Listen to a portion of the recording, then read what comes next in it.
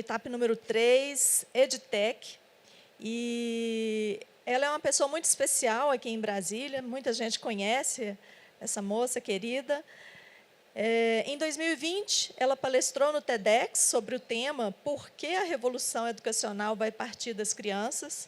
É empreendedora serial nas áreas de tecnologia e educação. Fundou as startups Estudologia, Humanoide e lidera o movimento EdTech Meetup, que congrega 68 EdTechs em Brasília. Natália Kelday.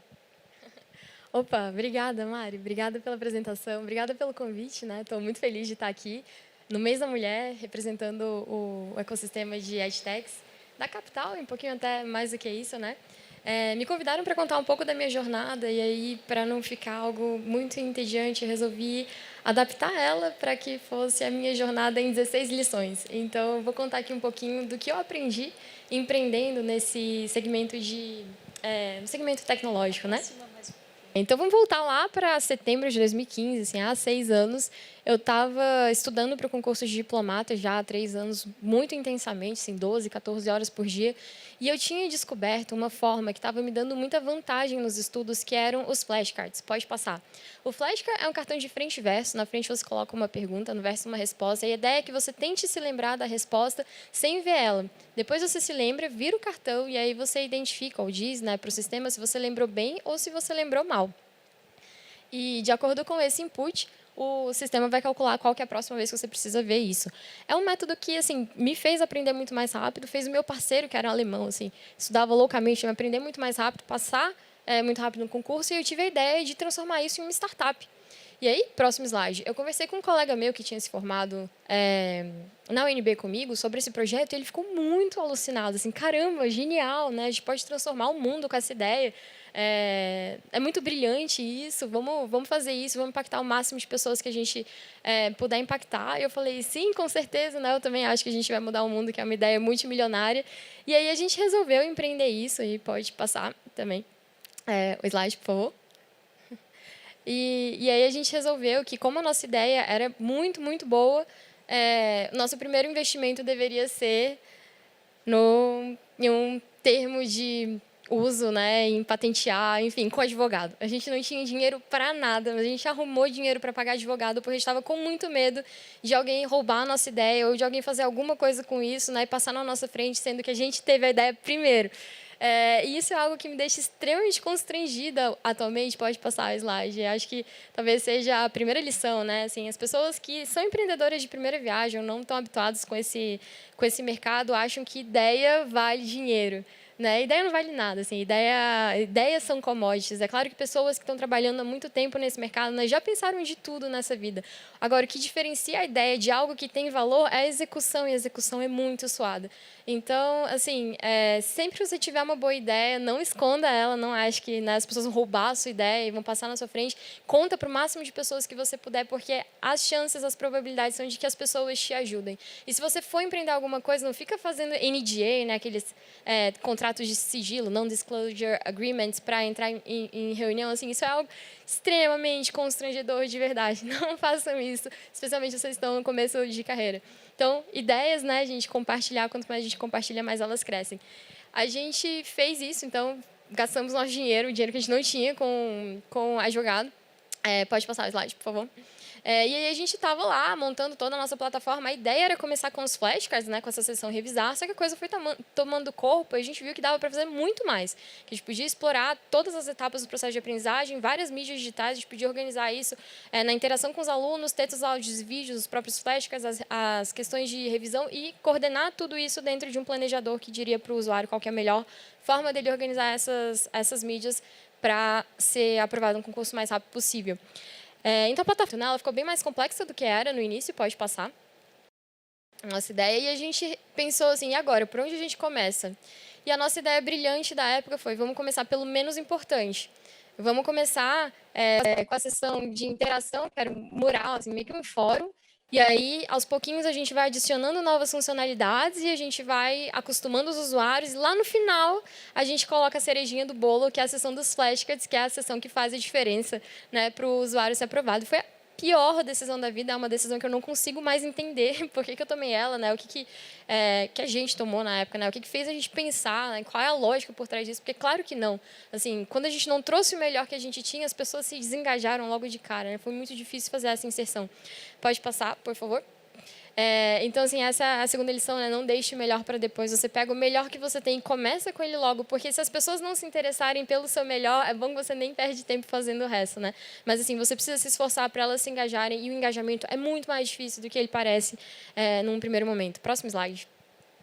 Aí a gente, começou a dividir, o Honda ia ficar com o back-end, né? Eu ia fazer o front, eu comecei a fazer uns desenhos, né, de front-end, meu primeiro rascunho, tosquíssimo, né? Mas eu estava aprendendo também como é que se faz front, pode passar alguns slides.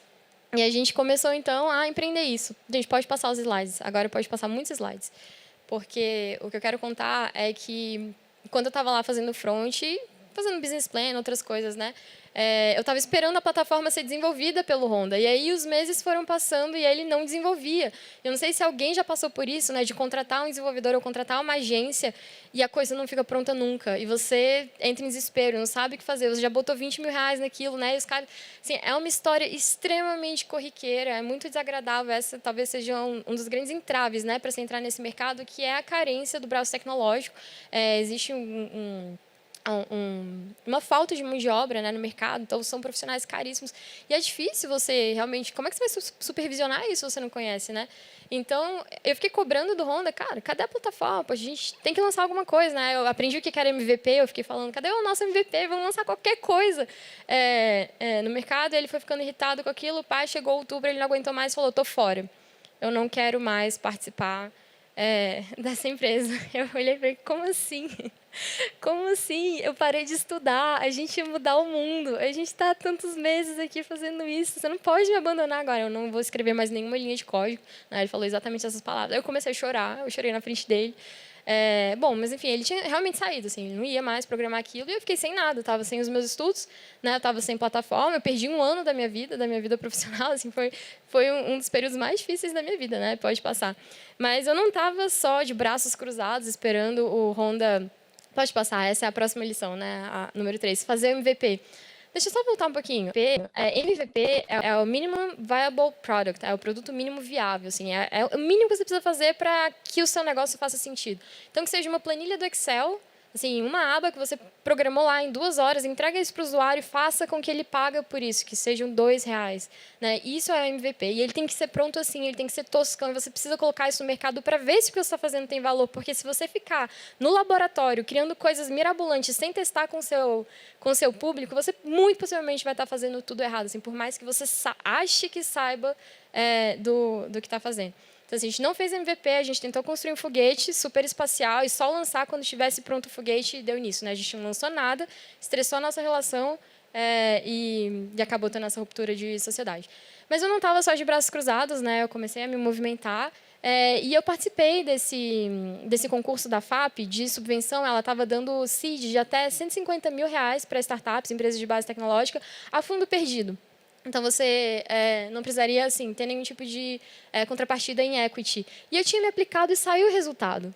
E eu ganhei R$130 mil para empreender esse projeto. Então, agora eu não estava mais só com a ideia, né? Eu estava com a ideia e com o dinheiro. E eu comecei atrás de quem pudesse ou quem quisesse, né, empreender isso comigo. Eu não desisti, eu realmente perseverei. E saí batendo na porta de um monte de gente, que eu não conhecia, porque naquela época eu não conhecia ninguém do ecossistema. Naquela época, inclusive, o ecossistema ele era muito incipiente. Né? Não existiam muitas redes, muitas pessoas que pudessem te acolher, caso você desejasse fazer uma empresa de base tecnológica. Mas eu saí, e aí, pode passar, eu cheguei em uma fábrica super querida, assim, que acolheu o projeto, e a gente firmou essa sociedade, né, essa parceria. Eu ia entrar com 130 mil, e eles desenvolveriam a plataforma, né, em contrapartida, a gente seria sócio desse negócio. A gente começou com 5 pessoas, eu e mais 4 entraram, o que é um erro também dramático.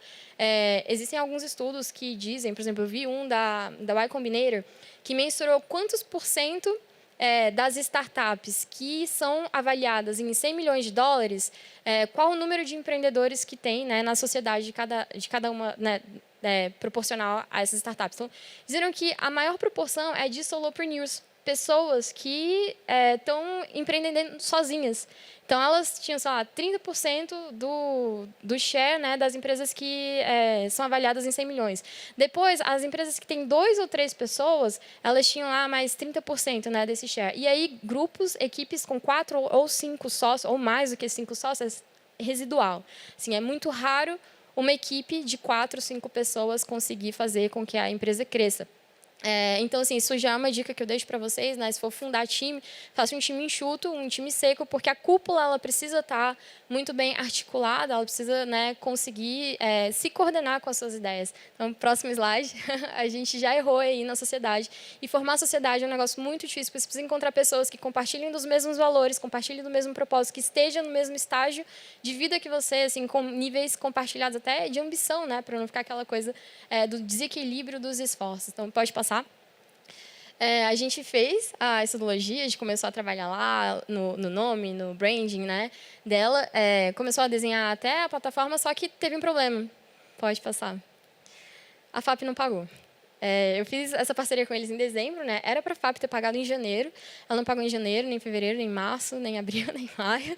E eu estava super sem graça, porque o acordo que eu tinha feito com eles eu entro com 130 mil e vocês desenvolvem, né? Claro que eu vou ajudar o processo de desenvolvimento também, mas eu tinha prometido um aporte. E aí eu, assim, não tinha, né, não tinha como eu trazer porque a FAP estava atrasada no pagamento. Pode passar. E aí a gente entendeu que o problema era que trocou a presidência e o novo jurídico da presidência achou que o edital estava mal construído e que não tinha previsão legal para a FAP transferir dinheiro para empresas com fins lucrativos. A gente teve que ir na CLDF, articular toda a galera que tinha passado, eram 50 contemplados. Galera, vamos na CLDF, esses e esse dia, falar com tais deputados, né, insistir, implorar, pelo amor de Deus, para eles aprovarem essa lei, porque a gente depende disso para receber nosso dinheiro. E, assim, os piores capítulos de House of Cards, assim, podem imaginar, aconteceu nesse processo de aprovação dessa lei, assim, deputado tentando boicotar, e aí eles se articulam, e a gente tem que reverter isso, e, sei lá, intriga política. Eu sei que uma pessoa que ajudou muito a gente, o Thiago Jarju, bicho, ele ajudou a gente demais, mas aí ele falou alguma coisa que um outro deputado ficou ofendido, ele teve que ir a plenário pedir desculpas em público, um negócio assim, para a gente aprovar essa lei. Bom, aprovou a lei. E aí a FAP conseguiu pagar, só que não para mim, né, porque deu problema no meu edital, porque o Honda saiu da sociedade, a FAP entendeu que eu não tinha mais capacidade técnica para fazer esse projeto. A gente ficou meses negociando, a FAP chegou a rescindir o meu contrato, eu tive que recorrer contra isso. E um ano depois eu pude colocar a mão nesse dinheiro, né, e empreender isso na estudologia. Então imagina o drama que foi, assim, ficar todo esse tempo sem o dinheiro que eu tinha prometido, né?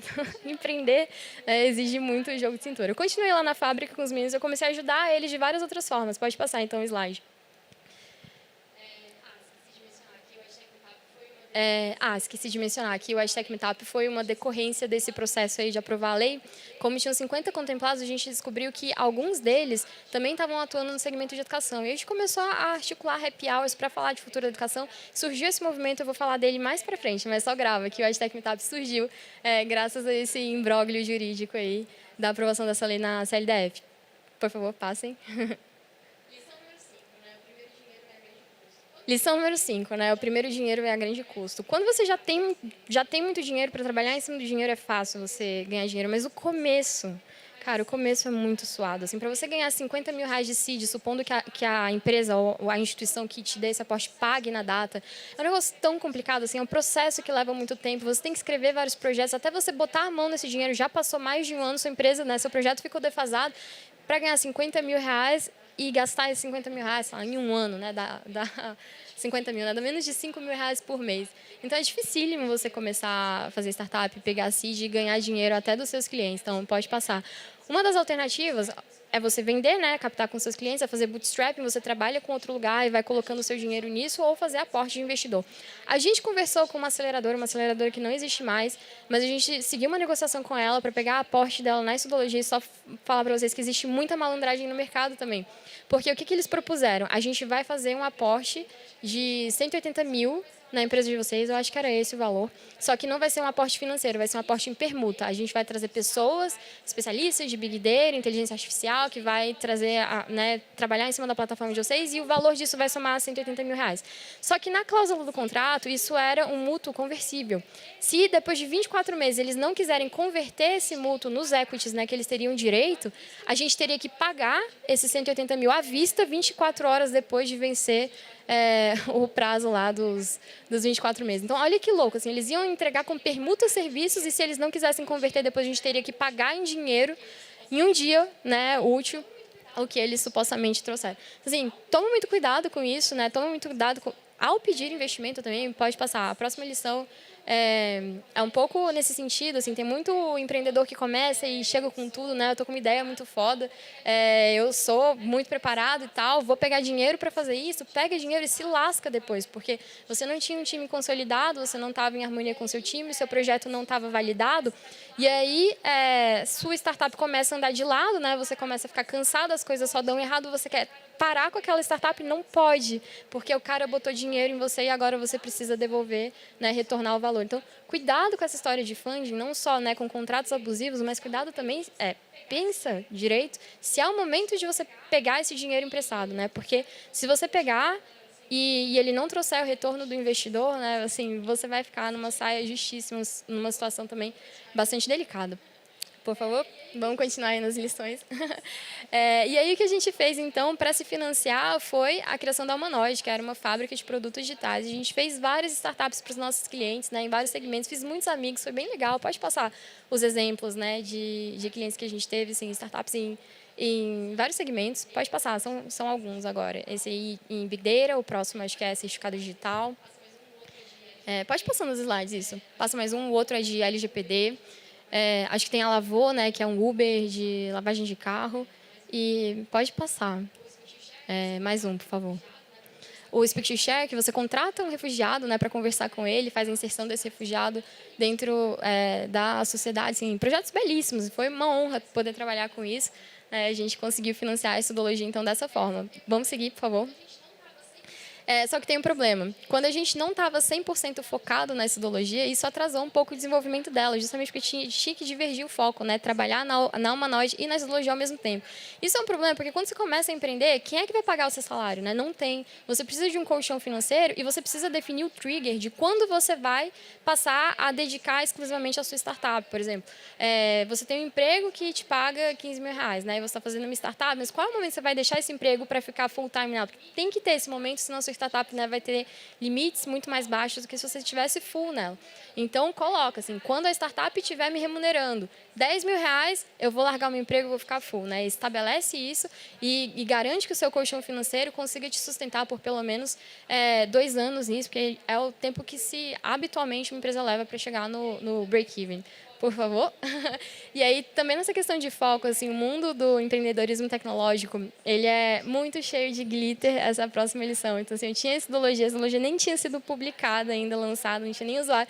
Mas a gente subia em vários palcos, a gente falava com vários investidores, a gente fazia o nosso pitch em um monte de lugar, assim, tinha realmente muitos holofotes em cima da gente. E existe isso mesmo no ecossistema de startups. Então, se você gosta de subir num palco, sobe lá, você pode ser um empreendedor de palco muito tranquilamente, se você consegue esse cargo em um mês.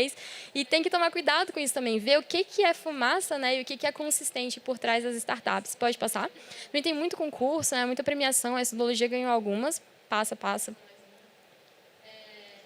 Pode passar mais um. Essa é uma das lições, né? Então, cuidado com esse glitter, cuidado para você não perder sua cabeça, para você perder seu foco, né? Tenta seguir a linha direitinho. Vamos continuar.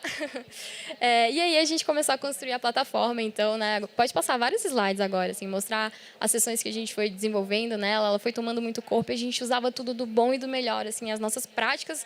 Esse videozinho é interessante, gostaria que ele passasse. Assim, as nossas práticas de front, de back, de design, de arquitetura já eram todas as melhores. Assim, a gente tinha certeza que aquilo ia ser assim, quando o nosso público visse aquilo, ele ia tirar a carteira do bolso, falar, mostrar pra gente, take my money, por favor, porque eu quero o seu produto. A gente estava muito segura, né? Que se a gente fizesse um super produto, essa seria a única consequência plausível. Só que aí, assim, esse filminho vai mostrar direitinho como que é o mercado dentro desse cara aí fazendo piruetas e saltos e estrelinhas, né, o startupeiro. dá uma olhada, faz pesquisa, faz business plan, tem mentoring, coach, a gente fez tudo isso, prototipagem, Canvas, teste com os usuários, né? A gente fez várias dessas coisas e aí quando chega o mercado ele te dá um nocaute logo de cara. Então a gente viu que, bom, não era nem um pouco do jeito que a gente estava pensando. Assim, você ter um produto bom está muito longe de ser suficiente para você conseguir sucesso no seu mercado. E mesmo crescer a base de usuários e converter clientes é um negócio dificílimo, assim, muito mais difícil que parece mesmo. Próximo slide. A gente teve que fazer um esforço fenomenal, assim, em termos de marketing, muito investimento mesmo, muita criação. Pode passar o slide. Para conseguir crescer a nossa base. À medida que a gente ia lançando, né, as sessões da plataforma, a gente ia crescendo o nosso volume de usuários até que a gente conseguiu fazer a primeira venda B2B. Né? A gente estava com a plataforma gratuita, então foi a primeira vez que a gente viu entrar dinheiro dentro da plataforma. Ele deu um sinal, pode passar o slide. E a gente começou a desenvolver toda a plataforma para atender, né, o cursinho dele, aumentar a performance e monitorar o que seria dos usuários. Pode passar, só que teve um problema. Isso aqui é legal também. Eu tinha prometido para mim mesmo que eu só ia cortar o meu cabelo depois que a astrologia monetizasse. Então, a astrologia monetizou, né, eu pude cortar o meu cabelo depois de sei quantos anos. Pode passar. Só que teve um erro muito de mirim assim, que a gente cometeu. A gente redigiu o contrato, a gente almoçou com esse cliente, o cliente deu ok no contrato, só que não assinou. Ele disse que ia levar para casa, para alguma coisa, ele não assinou o contrato.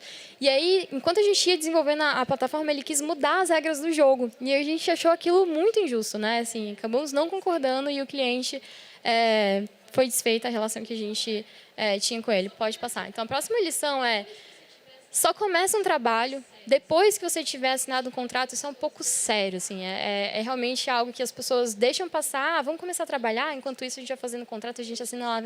Não faz isso, porque as grandes chances são de que dê problema, né? Você fica muito descoberto. E a próxima lição, que é uma lição tão importante quanto, ou mais importante quanto, pode passar, é ler o contrato antes de assinar. Também parece uma coisa muito óbvia, né? É ridículo dar uma dica dessa, mas de verdade, isso aconteceu comigo mês passado.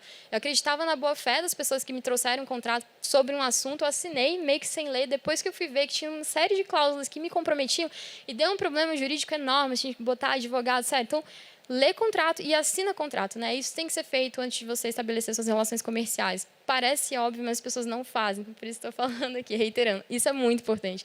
Vamos continuar. Tem muita história pela frente. A astrologia começou a ter problema, né? Assim, essa venda tendo sido malograda desanimou a gente. O mercado B2C estava muito difícil, o mercado da diplomacia era pequeno e crescer isso custaria muito caro. O dinheiro da FAP já estava acabando a essa altura e aí o time começou a se desentender por outras razões também, né? Próximo slide. E a gente teve também a nossa ruptura societária. Vamos continuar. E eu fiquei... E aí eu comecei a seguir carreira solopreneur. Passa, por favor.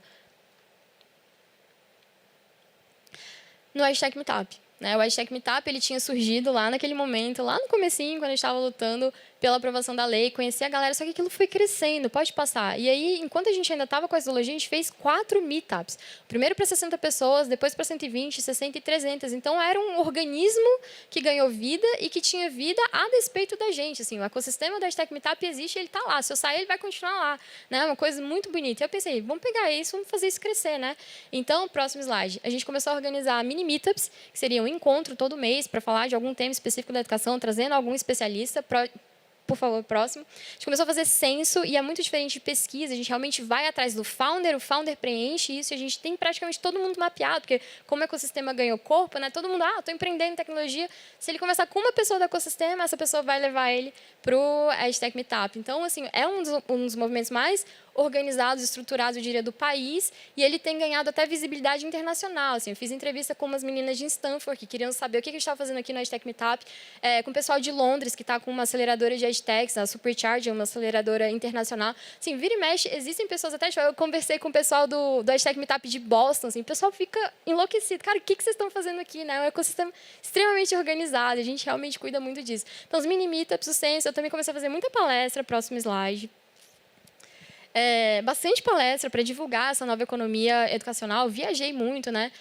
O pessoal aparentemente gostava desse discurso de realmente inclusão de tecnologia, colocar o aluno no centro da aprendizagem, pode passar.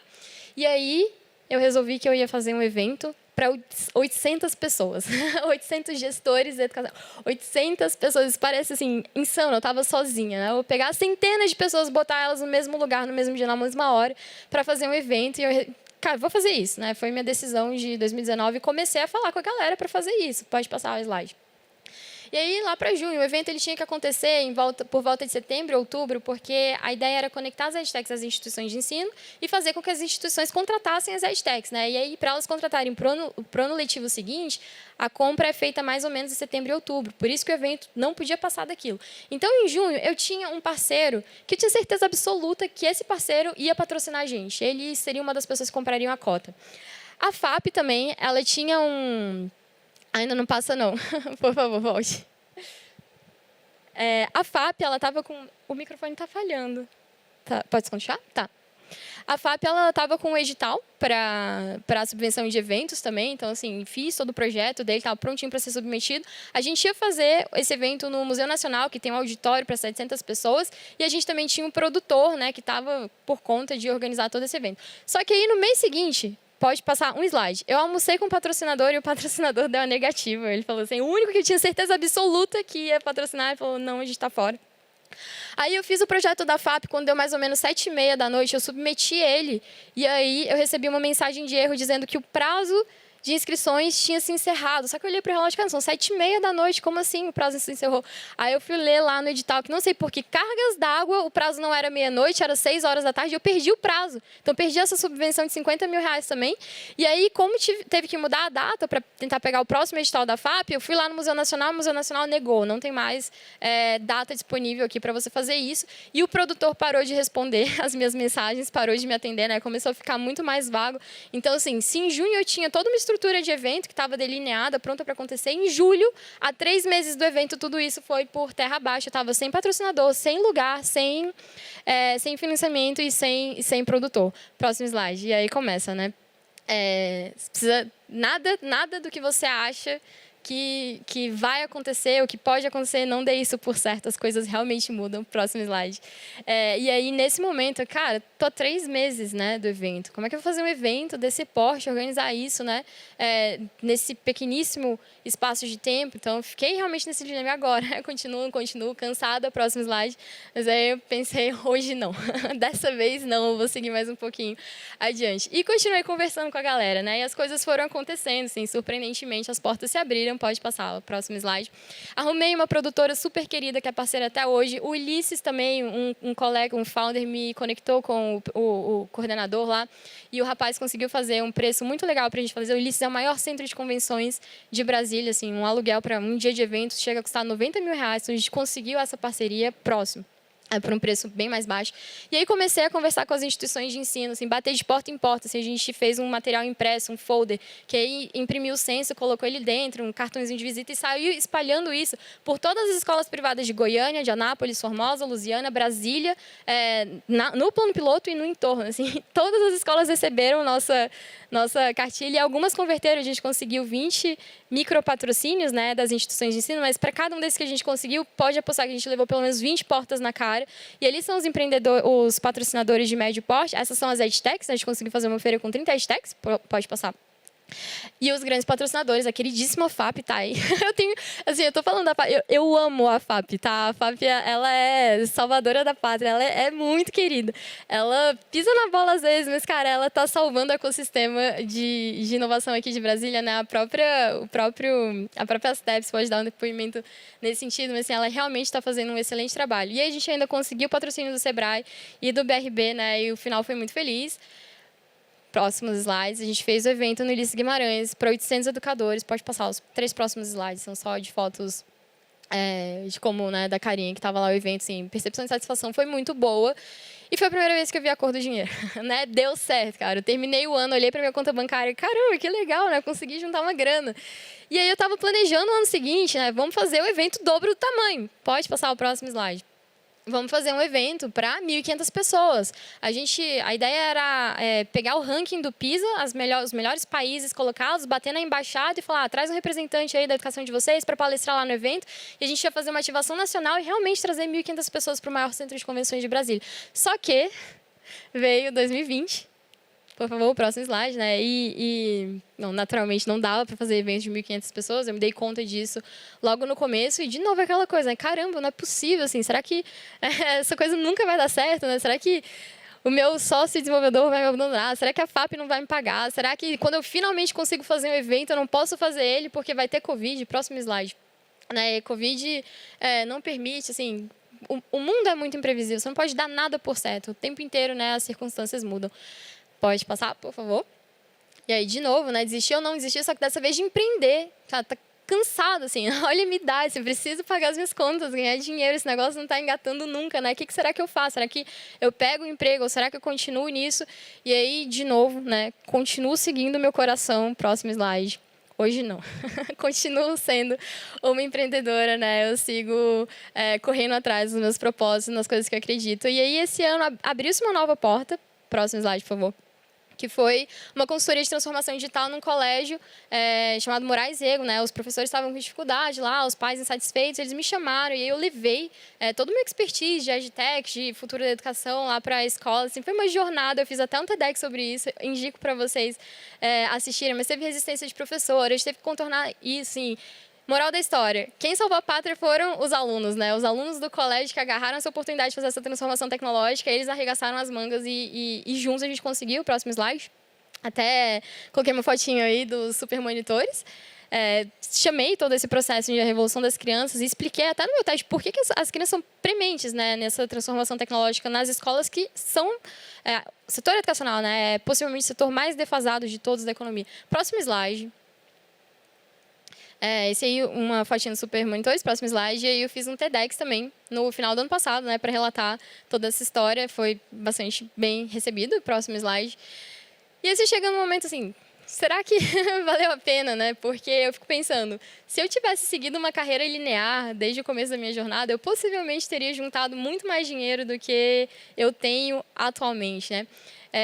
Mas existem alguns benefícios ainda do setor empreendedor. Por exemplo, o que saiu de positivo de tudo isso? Assim, eu tenho amigos por todo o Brasil e fora do Brasil também que eu fui conhecendo nessa jornada. Tenho reconhecimento do ecossistema, eu fui convidada para estar aqui com vocês. Já fiz mais de 30 palestras em várias cidades, né? Conheci muita gente nessas viagens. Fui chamada para fazer um TEDx, um negócio de extremo prestígio. Poucas pessoas, né, têm essa oportunidade de eu subir no palco de TEDx também tão cedo. Aprendi muita coisa de vários segmentos, de UX, de UI, design, sei programar front-end, né, de administração, enfim, empreendedorismo de forma geral. E tive esse amadurecimento acelerado, né? Porque quando você toma esse tanto de paulado, quando você está exposto, está assim, fora daquele ambiente fechado e protegido de uma empresa que, né, o tetinho lá, que ela vai pagar seu salário todo mês, não está na selva. Assim, você acaba tendo que aprender muitas coisas mais rápido do que você aprenderia, né, em situações contrárias. E aí, ainda como saldo, próximo slide. Tem o hashtag Meetup, querendo ou não, né? Uma rede que existe, que depois que a pandemia acabar, se a gente quiser fazer um evento para 1.500 pessoas, né, é possível ativar tudo isso e retomar. O EdStation, que depois que eu fiz esse projeto no Moraes Rego, várias portas se abriram e agora a gente está pensando como é que a gente escala essa transformação tecnológica que a gente conseguiu fazer nessa escola. Propostas de trabalho frequentes, aquela questão, assim, talvez eu não esteja ganhando tanto quanto eu gostaria hoje, mas o tempo inteiro alguém me aborda com uma proposta de trabalho, de emprego, assim, um salário maravilhoso, porque entende, né, que todo esse conjunto de qualidades que eu desenvolvi ao longo desse tempo pode ser útil, né, para a empresa deles. Então, assim, algumas pessoas acabam se asfixiando na carreira, né, trabalhando muito tempo na mesma empresa, e aí quer sair de lá, não consegue, não tem encaixe. Quando você é empreendedor, você ganha uma visibilidade e abre uma rede que, querendo ou não, assim, se cansei do empreendedorismo, tem para onde vocês recorrer. Mas a melhor parte de tudo, eu acho que isso não tem preço, né? Você só fazer o que você ama e o que você acredita, porque quando você é empreendedor, você toma essas decisões, né? E você não vai, assim, você tem a autonomia e a autoridade sobre você de falar, cara, é nisso que eu acredito, né? É isso que eu vou fazer. Então, acho que essa é uma das maiores bênçãos da minha vida, né? Eu trabalhar exatamente com o que eu quero trabalhar, com o que eu acredito. Então, últimas lições, só para a gente encerrar aqui essa minha apresentação, que eu acho que já estourei bastante tempo. O mercado educa. Assim, eu cheguei muito arrogante no mercado, eu achava que eu era mais inteligente do que a média, eu achava que eu ia ficar muito rica muito rápido, né? Que não precisava fazer... Assim, eu achava um monte de coisa, eu fui muito teimosa, muito cabeça dura. E aí, ao longo do tempo, né, o mercado foi me dando todas as porradas e as lições que eu precisava aprender, né, para conseguir me organizar, entender qual que é o meu lugar e como é que você se porta nessa cadeia toda de atores e de players. Então, acho que essa é uma lição. Seja educado pelo mercado, né, não seja tão cabeça dura. Ouça as pessoas que têm alguma experiência, têm algum compartilhamento, né, de lições para passar. Próximo, por favor. siga as dicas do universo. Então, assim, no começo também, quando eu estava querendo fazer estudologia, era um negócio muito pessoal, assim, nossa, eu acho que essa forma é a melhor forma de aprender, e aí, porque eu acho isso, não interessa que o concurso só tem um mercado de 5 mil pessoas, a gente vai fazer isso, a despeito de uma série de outros fatores que estavam depondo contra, né, esse mercado. Assim, as probabilidades estavam contra, eu não quero nem saber, se eu fizer um negócio super bem feito, isso vai dar certo. E não é verdade. Assim, você precisa conciliar uma série de fatores, né, de variáveis no mercado para que o negócio dê certo. Então, siga as dicas do universo, por exemplo, ouça as regulamentações no mercado de EdTech, estão quase aprovando homeschooling, está vindo um novo ensino médio, então, vê qual que é o movimento do mercado e vai atrás de onde tem dinheiro para destravar, não tenta criar dinheiro, né, vai ter dinheiro ali, então você cria alguma coisa para lá dentro, obviamente, do que você acredita, né, e do que você gosta de fazer. E o próximo, assim, a última lição, é a questão do propósito, né. O que te sustenta nessa vida empreendedora é o propósito. É você estar ali, realmente, vou acordar, vou passar por isso de novo, vou pensar em desistir, mas eu não vou desistir porque eu quero deixar a minha impressão no mundo, né? Eu quero um mundo melhor, eu vou trabalhar ativamente nisso. Bom, gente, é isso. Essa aí é um pouco da minha trajetória em 16 lições. Espero que tenha servido, tenha sido de alguma utilidade para vocês, né? Deixe meus contatos também para quem quiser fazer alguma pergunta ou fazer algum comentário. Estou à disposição do pessoal. Muito obrigada, gente.